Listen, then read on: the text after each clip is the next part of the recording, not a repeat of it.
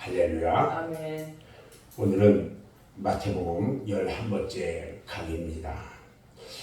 오늘 마태복음 2장 7절로 12절 말씀을 통해서 동방박사들의 모범적인 경배라는 제목으로 함께 말씀을 나누려고 합니다. 동방박사들은 먼저 유대인의 왕으로 나신 이를 찾았습니다. 예루살렘까지는 왔는데 왕의 출생지에 대해서 알 길이 없었어요. 그런 예루살렘의 랍비들을 만나서 왕의 출생지에 대해 묻게 된 겁니다. 박사들은 베들레헴이 메시아의 출생지라는 사실을 알게 되었고 헤롯 왕의 안내를 받아서 베들레헴으로 발길을 옮겨 메시아를 찾아 나선 것입니다. 그런데 박사들이 왕의 말을 듣고 베들레헴으로 갈 때에 그들 앞에 문득 지금까지 왔던 자기들을 인도했던 별이 나타난 겁니다. 그 별은 그들이 동방에서 메시아 탄생의 징조로 보았던 그 별이었어요. 그리고 그 별은 정확하게 예수님이 탄생하신 곳에까지 인도하여 그 위에 머물러 섰다고 말합니다. 동방박사들이 이때 이 별을 가장 크게 기뻐하고 기뻐하였다고 말했습니다. 이 별은요, 광명한 새벽별이신 예수님을 상징하고 있는 것입니다. 아멘. 그럼 오늘 박사들의 경배하는 모양, 태도들을 좀 보려고 합니다. 우리는 메시아를 찾아서 경배한 동방 박사들을 통해서 많은 것을 배울 수가 있습니다. 그들은 아기 예수께 겸손한 자세로 경배를 드렸던 것입니다. 엎드려 아기께 경배했다고 했습니다. 이 같은 경배는 내 마음과 정성과 전 인격을 바쳐서 드리는 참 경배를 말하고 있는 것입니다. 요한복음 4장 23절 말씀을 보면 아버지께 참으로 예배하는 자들은 신령과 진정으로 예배할 때가 오라니 곧 이때라. 아버지께서는 이렇게 자기에게 경배한 자들을 찾으시느니라 이렇게 말씀하셨어요. 다음에 동방박사들은요, 유대인의 왕을 찾아오는 일에 그냥 오지 않고 즉 빈손으로 오지 않았다는 거예요. 그들은 메시아께 드리려고 미리 예물을 정성껏 준비했던 것입니다. 하나님께 나오는 자들은요, 그 손에 예물을 가지고 나와야 합니다. 하나님께 예배드리면서 예물을 드리지 않고 대충 하고, 이것은 정말 잘못된 겁니다.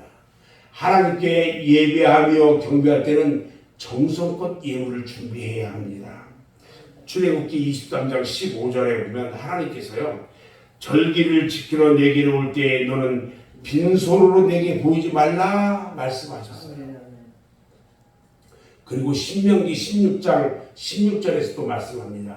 너희는 공수로 여호와께 보이지 말고, 그러니까 빈손으로 여호와께 보이지 말고 각 사람이 내 하나님 여호와의 주신 복을 따라 그 힘대로 물건을 들지니라. 그러니까 내가 할 수 있는 최대한의 예의를 갖추어라 이 말이에요. 예수님은요, 하나님께 드리는 헌금을 없애지 않았어요. 하나님께 드리는 헌금은 해야 한다는 거예요. 마가복음 12장 41절로 44절 말씀을 보면요, 오히려 가난한 과부의 헌금을 칭찬하심으로 힘을 다해 가지고 헌금할 것을 우리에게 가르쳐 주시기도 하셨어요. 오늘 동방박사들이 드린 세 가지 예물을 좀 보면, 동방박사들이 가져온 예물은요, 황금과 유향과 몰약, 이 세 가지였습니다. 이 세 가지의 공통점은요, 모두가 다 귀하고 값진 것이라는 거예요. 우리는 하나님께 드릴 때는요, 귀하고 값진 것으로 드려야 돼요. 생색내고 뭐 이런 거 안 됩니다. 어떤 사람은 내가 헌금을 얼마를 했느니 뭐 해가면서 생색내고 사람들한테 떠들고 바람직하지 않은 거예요. 오늘 동방박사들이 드린 황금은요, 여러분, 황금은 인간 세상을 살아가면서 가장 귀한 보화를 말하는 것입니다. 황금은 귀한 보화예요. 황금을 하나님께 드렸다는 것은 자신의 가장 귀중한 것을 하나님께 드린 것을 의미합니다. 주님께 드리는 예물에 대해서는요, 여러분, 인색해서는 안 됩니다. 사람에게 선물할 때 좀 부끄러운 예물을 선물을 주는 것 잘 안 하잖아요. 혹시라도 말이 나올까봐. 하물며 우리 예수님께 드리는 예물, 우리 주님 앞에 드리는 예물을 인색해서는 안 된다는 거예요. 사람에게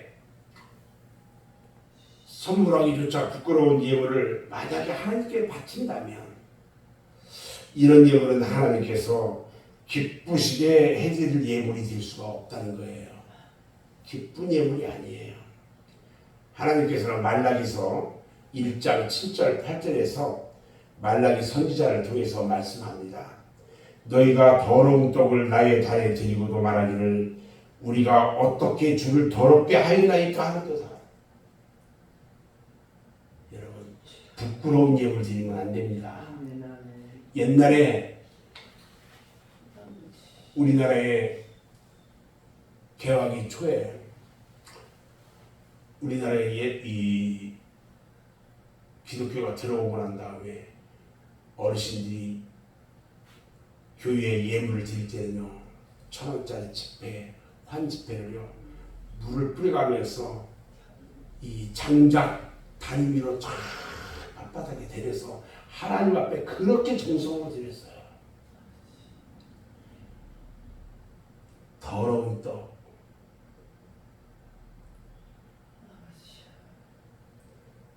내가 어떤 마음으로 주님 앞에 예물을 드리냐가 얼마나 중요한 건지 몰라요. 이것은 너희가 주의 상을 경멸히 여길 것이라 말함을 인함이니라. 만군의 여호와가 이르노라. 너희가 눈먼 희생으로 드리는 것이 어찌 악하지 아니하며 저는 것 평균 것으로 드리는 것이 어찌 악하지 아니하냐. 이제 그것을 너희 청독하게 드려라. 그가 너를 기뻐하겠느냐, 너를 가라하겠느냐. 여러분, 하나님 앞에 드려지는 예물은요, 정말 정성으로 드려져야 돼요.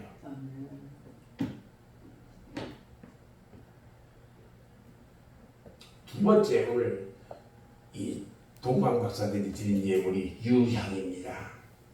유향은요, 분향을 하는 곳에 쓰이는 가장 귀한 기름이에요. 유대인의 왕으로 오실 그 예수님은요, 바로 기름 부으심을 받은 그리스도이십니다. 아멘. 유향은 외국에서 생산되는 기름이고요, 엄청나게 값이 비쌌기 때문에 마리아나 요셉에게는 이런 기름이 있을 리가 없었어요. 동방 박사들이 아기 예수님께 유향을 드린 것은요, 기름 부으심을 받을 왕으로서 예수님에 대한 신앙 고백을 하는 것을 의미하고 있다는 것입니다.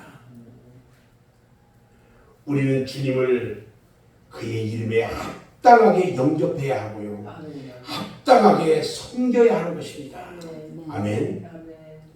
세 번째는요, 그들이 아기 예수님께 드린 예물이 몰약입니다. 몰약이라는 것은 향초에서 흐른 것을 날린 거예요. 그 모양은 마치 꿀처럼 된 것도 있고요, 기름처럼 유하게 된 것도 있어요.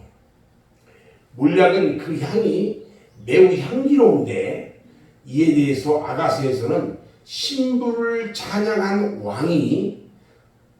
찬양한 솔로몬 왕이 그에게 몰약과 유향과 모든 귀한 향품이라고 표현했어요. 아가서 4장 12절로 15절 말씀을 보면요. 나의 누이 나의 신부는 잠든 동산이요 덮은 우물이요 봉한 샘이로구나.